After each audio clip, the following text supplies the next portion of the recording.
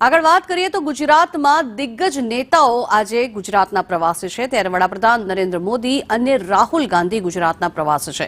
આજે રાત્રે કેન્દ્રીય ગૃહમંત્રી અમિત શાહ પણ ગુજરાત આવશે। ત્રણેય નેતાઓ અલગ અલગ કાર્યક્રમમાં હાજર રહેશે। વડાપ્રધાન નરેન્દ્ર મોદી દક્ષિણ ગુજરાતની મુલાકાતે છે ત્યારે રાહુલ ગાંધી અમદાવાદમાં આગેવાનો સાથે બેઠક કરશે।